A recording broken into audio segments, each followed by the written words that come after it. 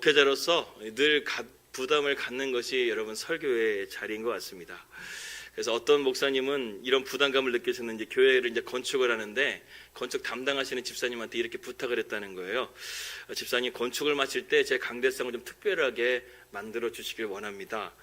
제가 설교를 할 때 크게 외칠 때는 강대상이 앞으로 이렇게 딱 나가게 해주시고, 제가 목소리가 좀 작아지게 되면 강대상을 좀 뒤로 이렇게 빼주시는 그런 장치를 만들어줬으면 좋겠습니다. 이렇게 얘기를 한 것이죠.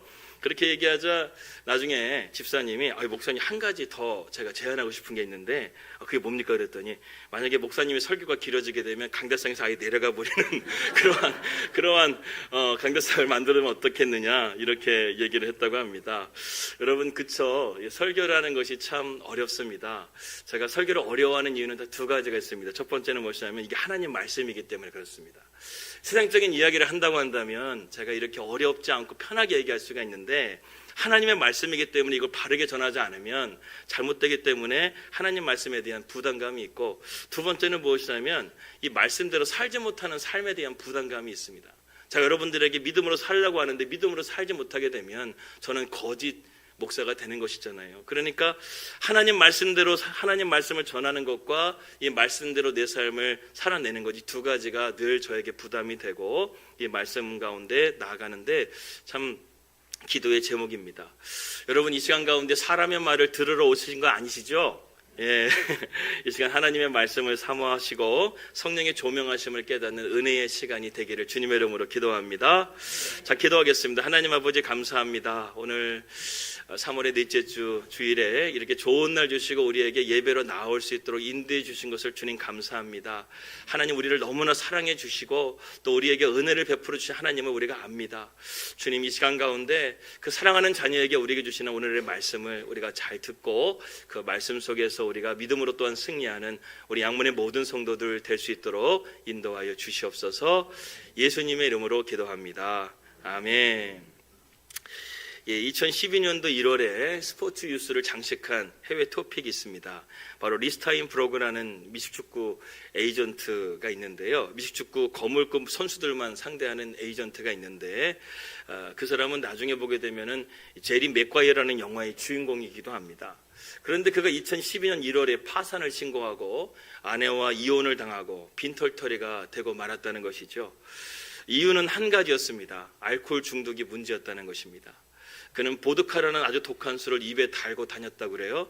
그래서 그는 술에 붙잡혀가지고 중독에 빠져서 결국 그의 인생이 그렇게 추락하는 인생이 되고 말았습니다.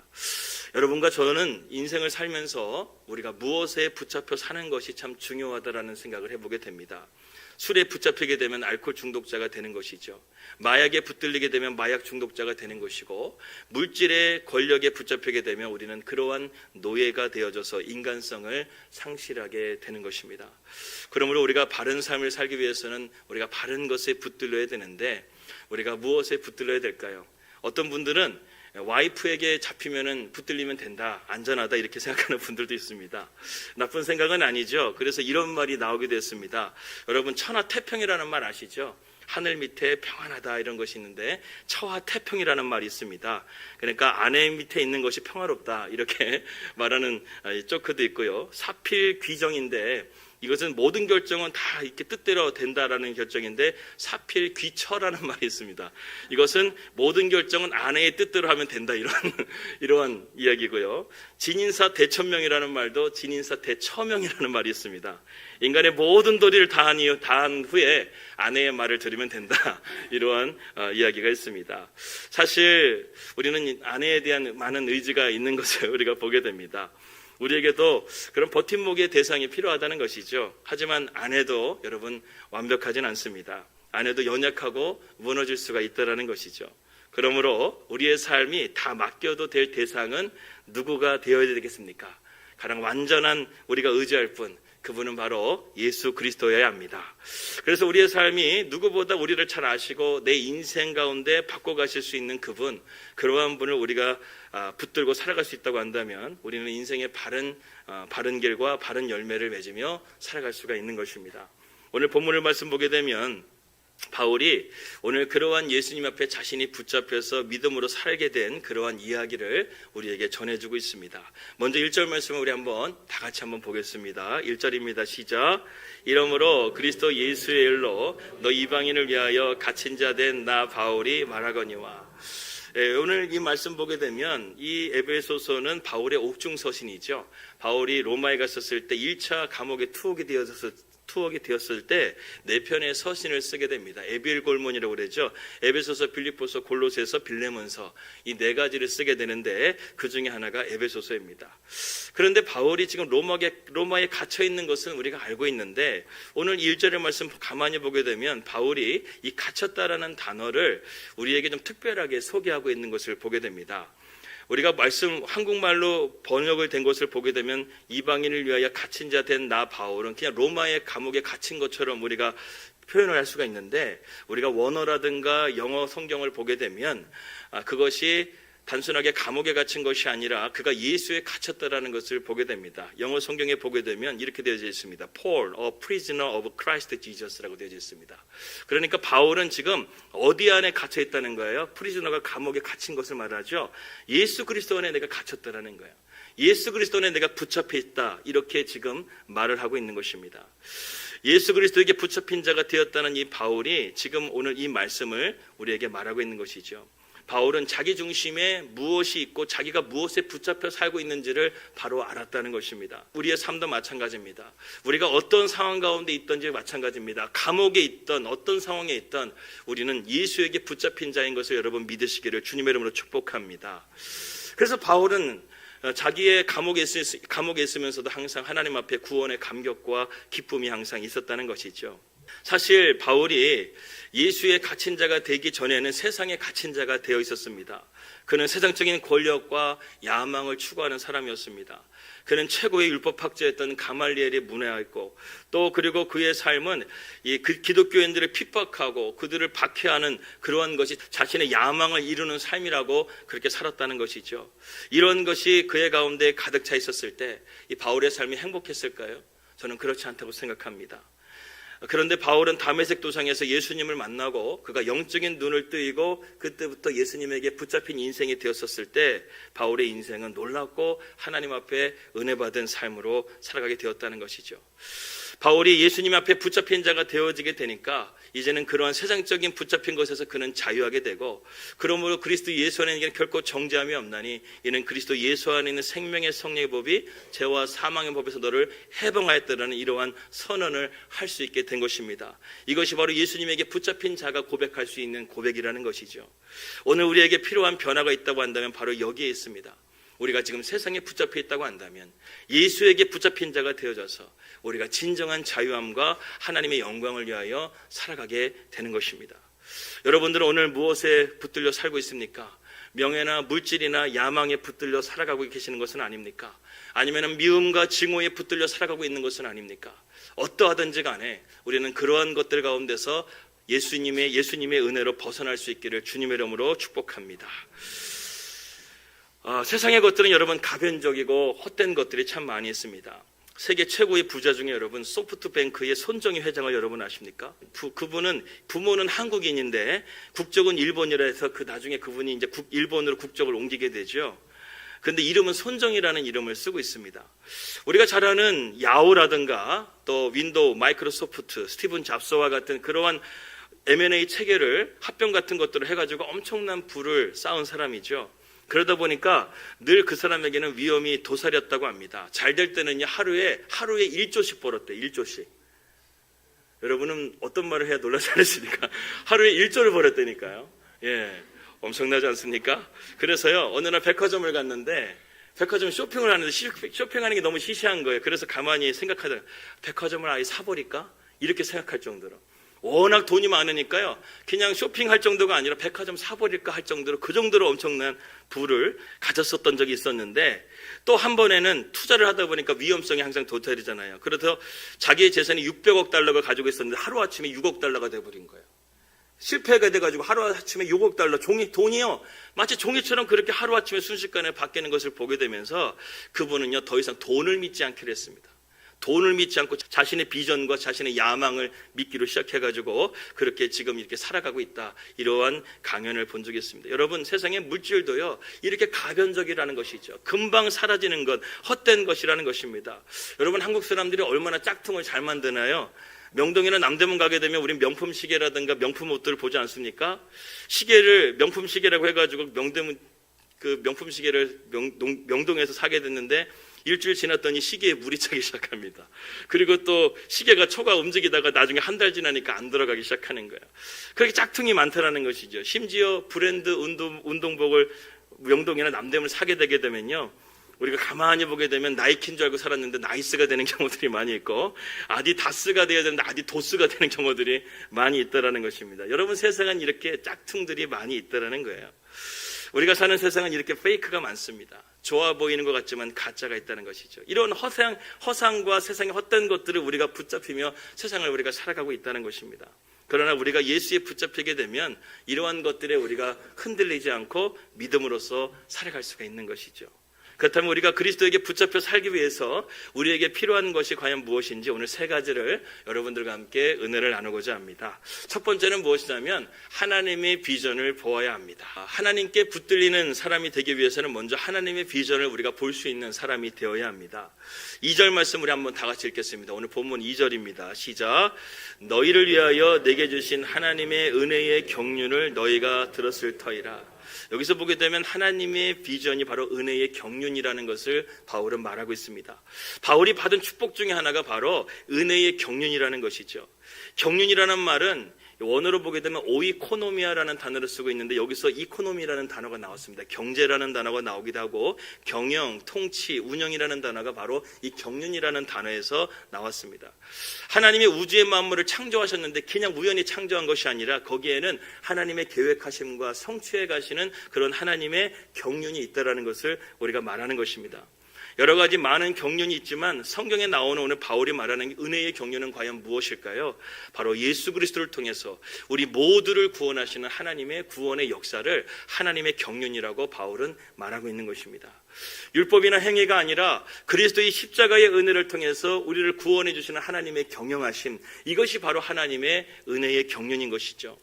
바울은 예수를 만난 이후에 이것을 깨닫게 되었습니다. 하나님의 구원이 큰 그림을 보게 된 것이죠. 그래서 자기가 무엇을 해야 하는지를 알게 된 것입니다. 우리도 예수를 만난 이후에 하나님의 큰 비전을 보고 내가 무엇을 해야 하는지 이것에 내 삶을 투자할 때 인생의 바른 방향으로 나아갈 수가 있게 된다는 것이죠. 그래서 여러분, 교회 학교의 아이들에게 우리가 교육을 하는 게 얼마나 중요한지 여러분 기억하시기 바랍니다. 어저께 우리 이영희 성도님 얘기 들어보니까 어머니가 찬송가는 잘 모르는데 일본 노래는 몇 개 아신다는 거예요. 그래서 그걸 어떻게 하냐 했더니 어머니가 90세다 보니까 1936년생이거든요. 일제시대 살다 보니까 어렸을 때 소학교에서 일본어로 배웠던 동요가 아직까지 기억이 나셔서 지금까지도 그 노래를 부른다는 거예요. 저는 어저께 거기서 큰 충격을 받았습니다. 아, 교회 학교가 바로 이런 것이구나. 정말로 아이들에게 이런 신앙이라든가 이런 것들이 가르쳐주게 되면 이게 평생 갈 수 있는 것이구나. 저는 그것을 깨달으면서 우리 교회학교 아이들을 좀 더 열심히 더 가르치고 여기에다 더 기도로 마음을 많이 쏟아야 되겠다는 이런 생각을 하게 됩니다. 우리 양문교회 성도님들도요, 우리 교회의 미래인 다음 세대들에게 함께 예배 드리고 있잖아요. 다음 세대들에게 여러분 기도하시고 사랑과 관심을 가져주시기를 주님의 이름으로 축복합니다. 예전에 제가 사역했던 교회를 갔는데요, 교회에서 있었던 일인데 매년 의사분들이 여름이 되게 되면 의료 선교를 가게 됩니다. 그런데 그분들이 가만히 보게 되면 그 여름에, 그 뜨거운 여름에 동남아시아에 가게 돼서 캄보디아나 라오스에 가서 그 무더운 여름 가운데 땀을 뻘뻘 흘리면서 그 아이들을 고치는 것이 참 이해가 되지 않을 때가 있었습니다. 심지어는 물도 석회질이 많아가지고 물을 부어놓은 다음에 하루 종일 기다려야지만 물이 석회질이 가라앉아서 그 위에 있는 물을 떠가지고 세수를 하는 그런 환경이라는 것이죠. 그런데도 불구하고 의사분들이 그곳에 가서 선교를 하시고 땀을 흘리시는 것입니다. 하루에는 1000명, 제가 많게는 3000명까지 하루에 의료 선교를 하는 걸 제가 봤어요. 치과, 내과, 외과, 또 정형외과, 의사들 스태프들과 간호사들 분 한 20명이 스텝이 돼가지고 의료 선교를 가게 되는데 우리 양문교회도 앞으로 그런 교회가 될 줄 믿습니다. 그러한 선교를 하게 가가지고 어느 날 제가 집회를 끝나고 이야기를 하는데 제가 한 의사분한테 물었어요. 아니 도대체 이 여름에 쉬셔야 되는데 이렇게까지 와가지고 땀을 흘리면서 고생을 하시는 이유가 무엇입니까? 그렇게 말했더니 그 의사분이 저한테 이렇게 말씀해 주시는 거예요. 예수님을 만나고 나니까 돈 버는 게 재미가 없다라는 거예요. 예수님을 만나고 나니까 돈 버는 게 재미가 없다라는 거예요. 자기에게 가장 가치 있는 일, 예수님의 그런 복음을 전하는 일이야말로 가장 가치 있는 일이라는 것을 생각하고 그분이 이런 의료 선교를 하게 되었다는 것입니다. 여러분, 태양 앞에 촛불은 의미가 없어요. 그렇죠? 우리가 가장 크신 참된 빛을 발견한 이상 우리의 세상에 그런 빛들은 의미가 없는 것입니다. 우리의 삶 가운데 이런 하나님에 대한 은혜의 경륜, 하나님의 비전을 우리가 바라봄을 통해서 우리의 삶 가운데 예수님을 붙잡고 그런 큰 그림을 그리고 나아갈 수 있다고 한다면 우리의 삶은 하나님 은혜 가운데서 복된 삶이 될 줄을 믿습니다. 두 번째로는 영적인 깨달음이 있어야 된다는 것입니다. 한번 따라해볼까요? 영적인 깨달음이 있어야 된다.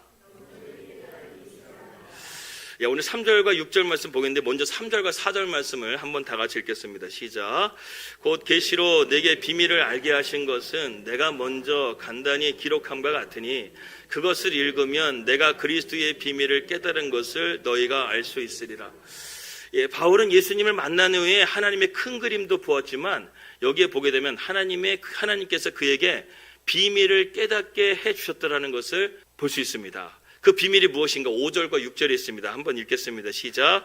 이제 그의 거룩한 사도들과 선지자들에게 성령으로 나타내신 것 같이 다른 세대에서는 하나님의 아들들에게 알리지 아니하셨으니 이는 이방인들이 복음으로 말미암아 그리스도 예수 안에서 함께 상속자가 되고 함께 지체가 되고 함께 약속에 참여하는 자가 됨이라. 다른 세대에는 알려지지 않은 이것이 무엇일까요? 바로 복음이라는 것이죠. 구약 성경 시대를 말하는 것인데 구약 시대에는 그들이 예수님이 이방인들에게도 복음을 증거하고 이방인들에게도 하나님께서 그들에게 구원의 계획이 있다는 사실을 그들은 깨닫지를 못했다는 거예요. 그래서 그것을 비밀이라고 말하는 것입니다. 그런데 여러분 정말 그럴까요? 아브라함을 보게 되게 되면 하나님께서 아브라함에게 내가 열방과 민족의 아비가 될 거라고 했는데 유대인들만 열방과 민족의 아비가 아니라 모든 세상 모든 민족과 열방 가운데 너가 믿음의 조상이 될 거라는 그런 말씀을 해주시지 않습니까? 그렇기 때문에 이것은 유대인들이 그 말씀을 깨닫지 못한 것이지 하나님의 말씀은 창세 때부터 계속해서 우리에게 구원의 문을 항상 열어놓으셨다는 것을 우리가 볼 수 있게 된다는 것입니다. 그런데 유대인들은 어땠나요? 이방인들을 거의 저급하게 취급했습니다. 하나님의 오리지널 플랜은 바로 유대인들뿐만 아니라 이방인들에게도 하나님의 복음을 증거하는 그러한 사람이 되게 하셨다는 것입니다. 이 비밀을 깨달았다는 거예요. 여러분들은 이 비밀을 깨달은 하나님의 자녀인 줄 믿습니다.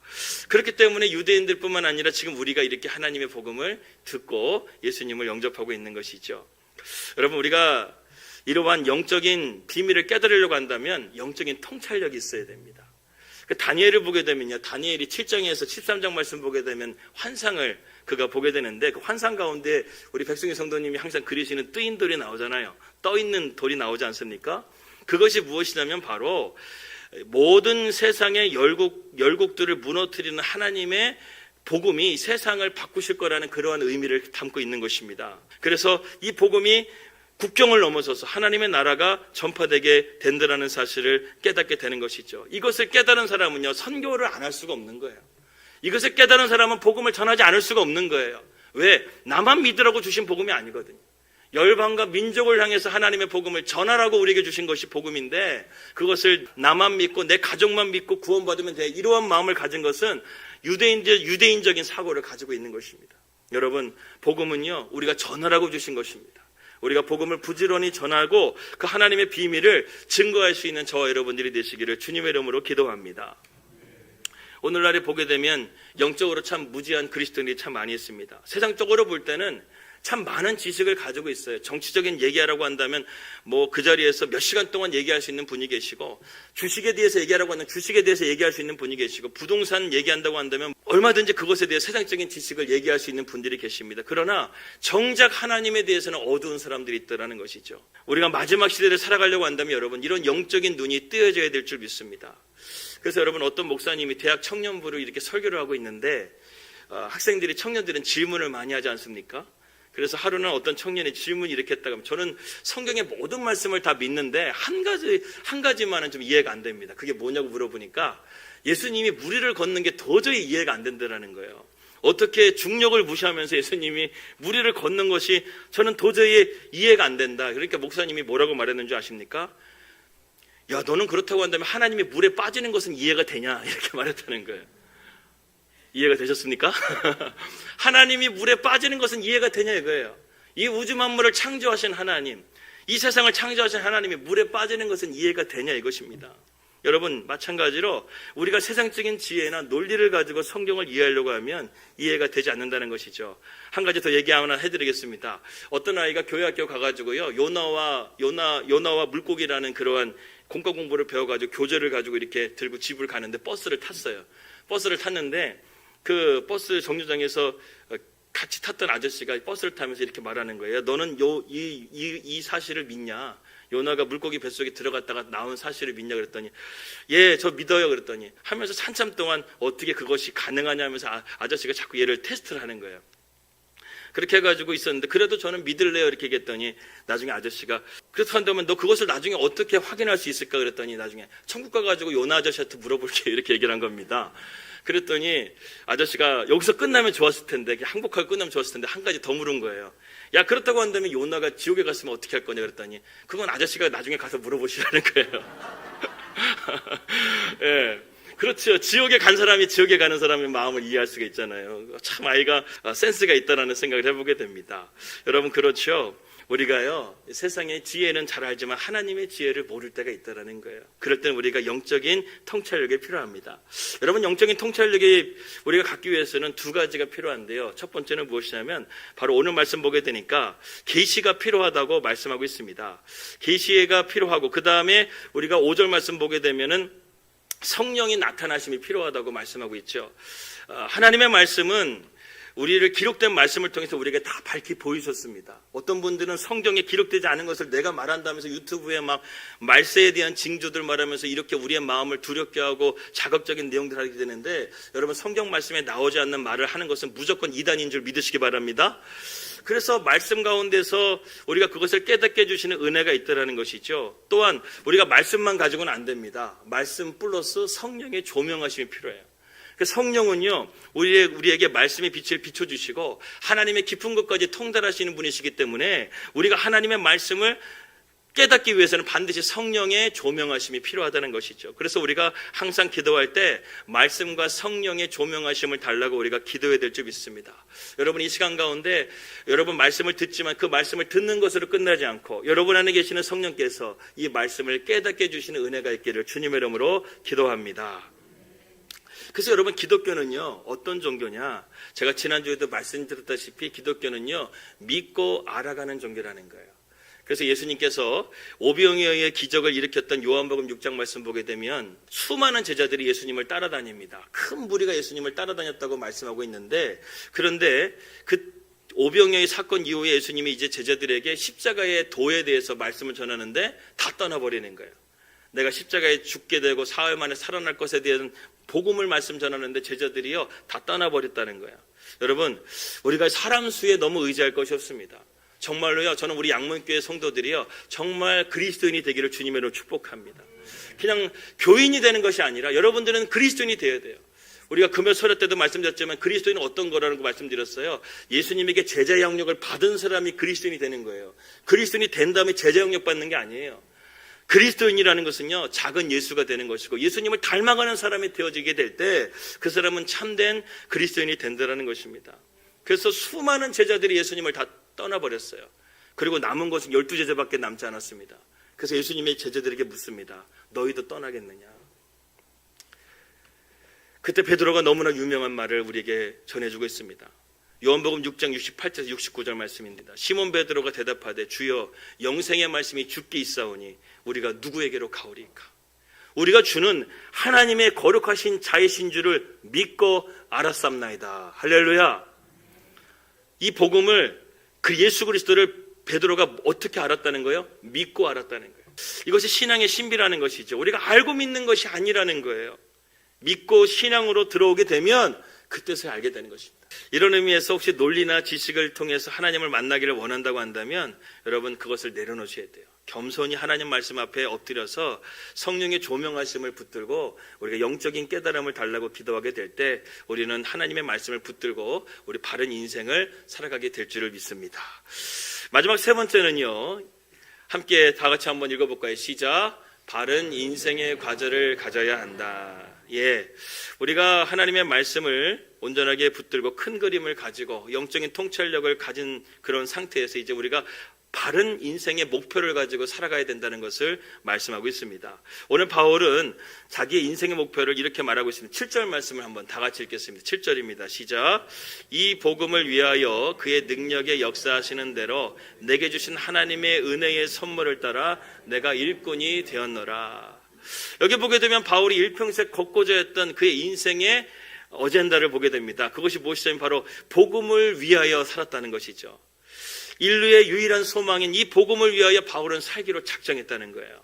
그리고 그 다음에 나오는 말이 무엇이냐면 자기의 힘으로 그것을 할 수 있는 것이 아니라 그의 능력에 역사하시는 대로 바울은 하나님의 능력을 통하여 복음을 증거하기 시작했고, 그리고 그 하나님의 은혜의 선물을 따라 내가 복음의 일꾼이 되었다. 두 가지를 우리에게 말해주고 있습니다. 여러분, 이것이 바로 신앙의 기초입니다.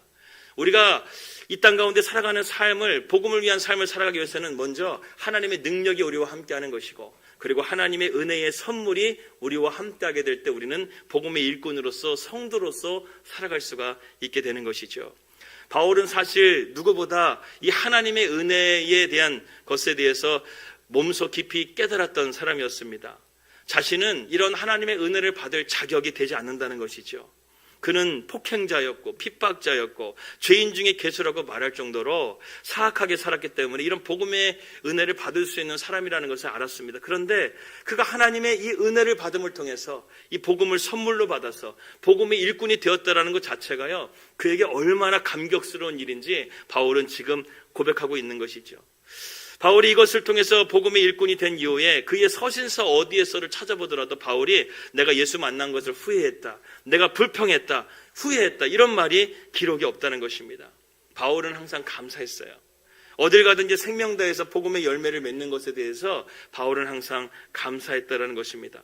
여러분, 우리가 인생을 살아가면서 주어진 것이니까 어쩔 수 없이 살지, 이렇게 살지 마시길 바랍니다.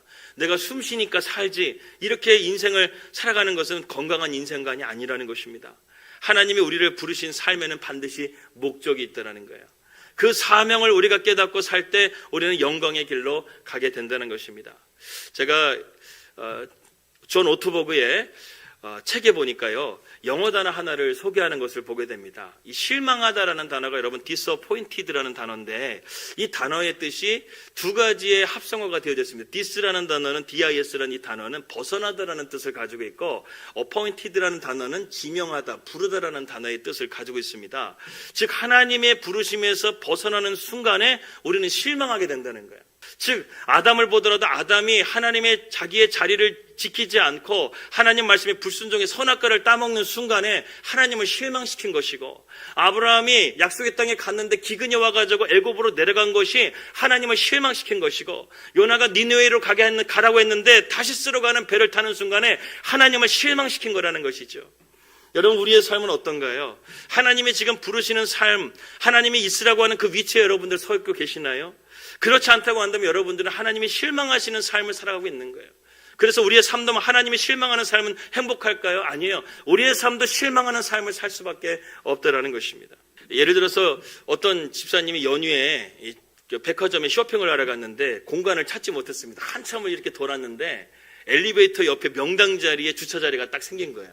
그래서 할렐루야 하면서 주차를 딱 했습니다. 쇼핑을 하고 나왔는데 그 주차한 자리가 너무나 아까운 거예요. 그래서 택시 타고 집에 들어왔다는 그런 얘기를 했습니다. 여러분, 단순하게 밤 9시만 되게 되면 그 주차장은 텅텅 비어져 있다는 것이죠. 그런데 그 순간에 그것이 수단이라는 것을 알지 못하고 오히려 택시를 타고 집에 오게 되는 그런 미련한 짓을 하는 그러한 삶의 모습을 우리가 살아가고 있는 것은 아닙니까? 물질은 수단일 뿐이라는 것이죠. 천국에 대한 간증을 들으시는 분들도 있으시겠지만 천국에 가게 되면요, 주님이 우리를 위해서 거처, 집을 준비하신다는 말씀이 있죠. 근데 그곳에 가서 가장 좋은 집에 거하는 사람들은 세상에서 말하는 부자들이 아니라고 합니다. 주를 위해서 이 땅 가운데 순교하고 헌신하고 기도하고 하나님 말씀 가운데 전도하는 그러한 하나님을 위해서 살아가는 사람들이 천국에서는 큰 자가 된다는 거예요. 그래서 주님께서 말씀하시는 것은 먼저 된 자가 나중되고 나중된 자가 먼저 된다는 것은요, 천국을 말하는 거예요. 여러분, 우리의 삶이요, 세상 가운데서 큰 자가 되고 천국 가가지고 작은 자가 되면 무엇 하겠습니까? 우리가 여러분 이 땅 가운데서 하나님 은혜 가운데 영광을 바라봄을 통해서 여러분들이 천국에서 큰 자가 되시기를 주님의 이름으로 축복합니다. 바울은 이것을 깨달았다는 거예요. 그래서 그는 이 땅에서 예수님을 위해서 조롱받고 핍박받고 심지어 죽는다 할지라도요, 이 복음을 위해서 끝까지 살아갔다는 거예요. 나의 달려갈 길과 주 예수께 받은 사명을 마치려면 나의 생명을 조금 더 귀한 것으로 여기지 않겠다. 이게 바울의 고백이지 않습니까? 삶 가운데서 진정한 가치를 바라보면서 아까 그 의사 선생님처럼 내가 예수님을 믿고 나니까 세상의 것이 재미가 없어졌다는 것처럼 우리의 삶 가운데 진짜 예수님을 만나게 되면 진정한 삶의 가치와 목표를 바라볼 수 있게 된다는 것입니다. 그래서 베드로전서 1장 6절에 7절 말씀 보게 되면 베드로는 우리에게 이 땅 가운데서의 고난에 대해서 이렇게 해석을 해줍니다. 그러므로 너희가 이제 여러 가지 시험으로 말미암아 잠깐 근심하게 되지 않을 수 없으나 오히려 기뻐하는도다. 너희 믿음의 확신함은 불로 연단하여도 없어질 금보다 더 귀하여 예수 그리스도께서 나타나실 때에 칭찬과 영광과 존귀를 얻게 할 것이니라. 아멘. 여러분, 우리가 받을 진짜 영광은요, 이 땅 가운데 있는 것이 아닙니다. 우리가 받을 진짜 영광은 저 하늘나라에 있는 줄 믿습니다. 오늘 우리는 무엇에 붙들려 살아가고 계십니까? 이제 우리는 모든 것을 내려놓고 주님께 붙잡힌 자가 되시기를 주님의 이름으로 축복합니다. 그럴 때 그때 하나님의 큰 그림을 보게 되고 하나님의 뜻을 깨닫게 되고 복음을 위해서 인생을 참된 가치로 향하여 살아가게 되는 그런 저와 여러분들이 되시기를 주님의 이름으로 축복합니다.